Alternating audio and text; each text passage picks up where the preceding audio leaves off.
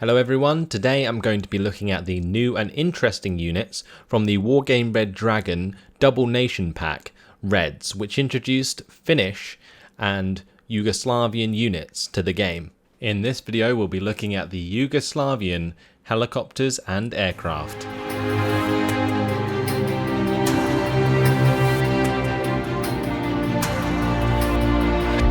So the first of the two helicopters I'm going to show you today is the Hategin 45M Gamma 2, which is a Gazelle with a mounted Malyutka 2M HGM system with 50% accuracy and 24 AP power. An interesting HGM choice there for the helicopter. And then they also come with the Igla, which has 4 HE power, which is just shy of the 5 HE power, which could make this a very useful air-to-air helicopter.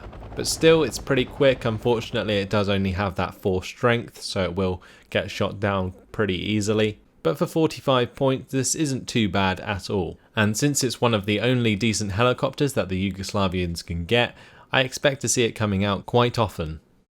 So the second helicopter that caught my eye was the HT-40 NRZ 128, which comes with 128mm rockets.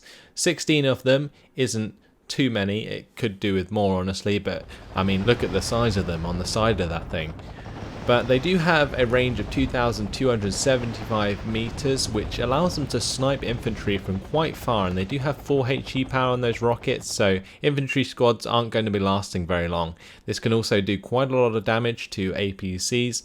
So this could definitely be a very strong helicopter if you kept it at range. It's definitely an interesting Mi-8 setup.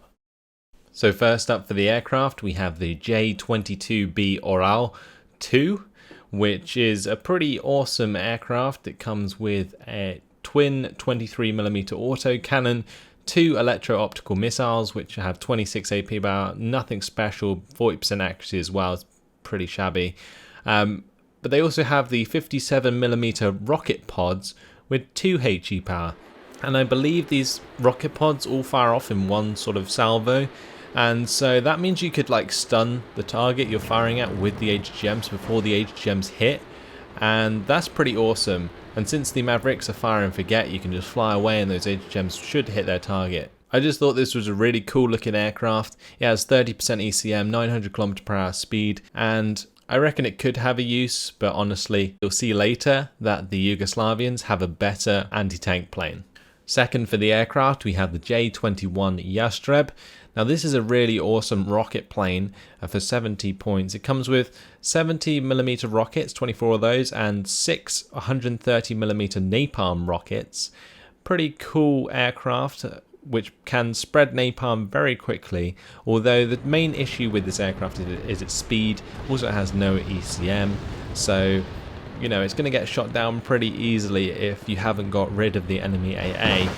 But in general, the idea and functionality of the plane is really what made me want to show it off to you guys. I think this plane could be very good for cleaning up odd infantry here and there, but then again, would it be worth the availability points? Probably not. Next up we have the L-19, otherwise known as the Baby Rafale. It comes with a 30mm autocannon, 2 infrared missiles which have 60% accuracy and stabilizer, and 4 radar missiles with 7,700 meter range and 65% accuracy. Both missiles have 5 HE power, and honestly this is quite a decent air supremacy aircraft with 40% ECM and 1,000 km/h speed. Definitely a force to be reckoned with in the sky. It also looks really cool, and I love the design of this plane. Also it's got that slight off-green camo on top, but a very nice aircraft overall, and I expect most Yugoslavian decks to be making use of this. Finally for the Yugoslavians we have the N62M Super Galeb, which has 2 TV guided missiles with 60% accuracy and 30 AP power. They are incredibly powerful. It also has 30% ECM and 900 km/h speed. 130 points makes this a pretty nice tank hunter that I expect most decks to be making use of. It's an awesome paint job on their aircraft as well.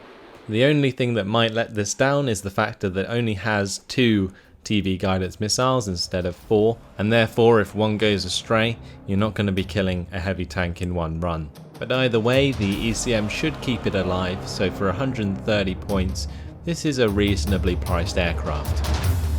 So that about sums it up for this video. I hope you've enjoyed my quick look at the helicopters and aircraft for Yugoslavia. Make sure to keep your eyes peeled for more videos like this, and you can always hit the subscribe button to make that job easier for you. Thanks for watching, and I hope to see you in the next one.